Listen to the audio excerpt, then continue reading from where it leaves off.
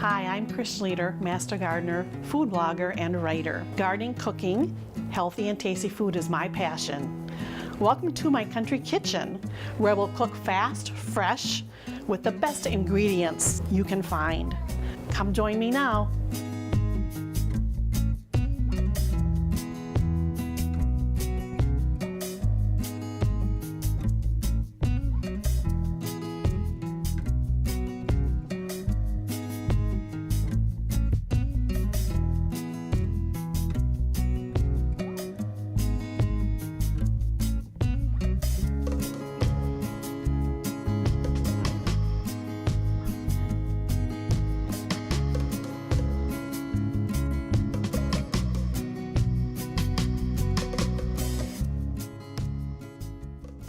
Now we're going to try to make mozzarella sticks. Mozzarella sticks are really fun to eat. They're nice and gooey and chewy in the middle.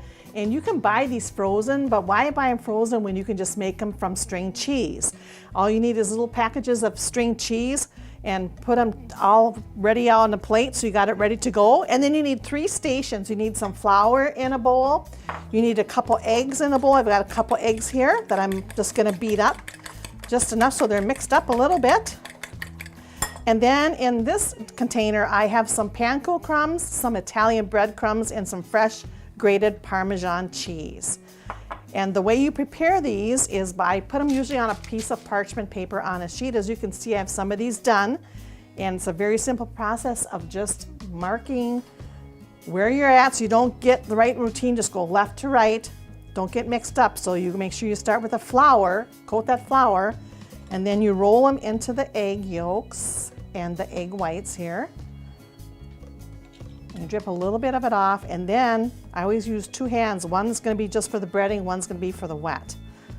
And then you just roll them into your panko crumbs here that have been seasoned with Italian breadcrumbs. And that Parmesan cheese gives it a little bit of a flavor on there. And then you just put them on your cookie sheet. So I'll show you again how I do this.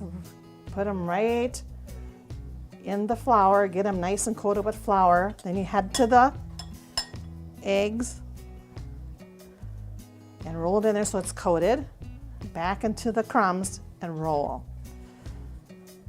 And these only take about 5 minutes to make in the oven because all you have to do is melt that cheese. So you have your oven preheated to 400 degrees, and then you just put them in there, and you don't have to deep fry them. They're baked, and they're much healthier for you if they're baked instead of deep fried.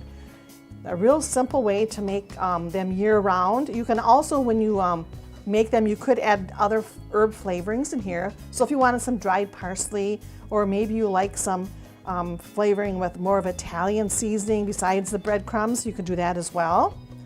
Just kind of play with it and see what kind of flavors you like. And the panko crumbs is what makes them really crunchy on the outside. They kind of bake and get toasted from that.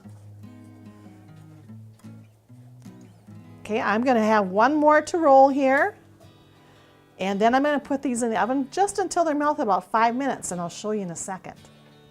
Okay, these are the mozzarella sticks. As you can see, you just kind of hold them up. See how they kind of are starting to spread apart?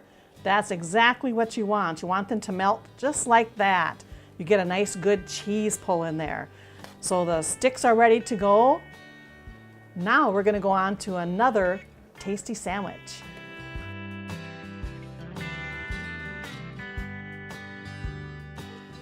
Now I'm going to show you probably one of the fastest dips you can make. This is a dip that's great with vegetables or with crackers or chips of any sort.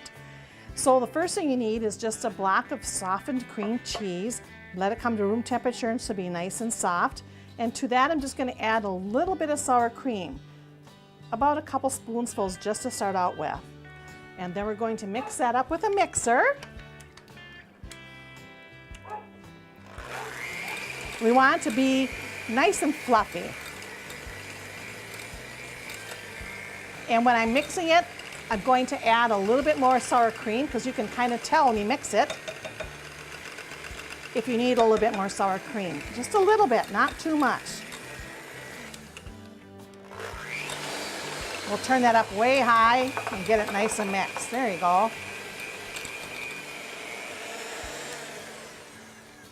And then to this, I just need to add some chopped dill pickles. These are sweet dill pickles, but you could use regular dill pickles, whatever you want. And I add quite a bit, and I do not have these chopped up real fine. I have them kind of pieces because you want that pickle taste to be in there. And you want to get pickles on the crackers, most definitely. And then I'm going to add some, this is herbed pepper, dry salami, Italian dried salami. And I chopped it up in chunks. And you just put that into your bowl and you mix it up. If you're wondering how much to add, I have in the recipe a standard amount you can add, but I kind of go by look when I'm doing this recipe. You can see that I have the beef, or I should say the salami, pork salami in there, and I'm going to add some more to that because I really want that to shine through in this. I want to make sure that it has plenty of meat in this dip.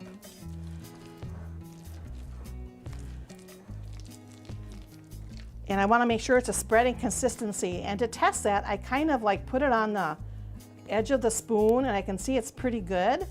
But you can see it's a little bit where it's a little bit not so smooth, so I'm going to add just a little bit more sour cream.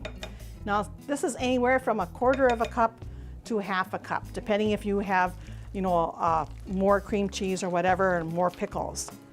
And this is going to be just about right. Yep, this will be perfect. Okay, so now you can use this as a chip dip.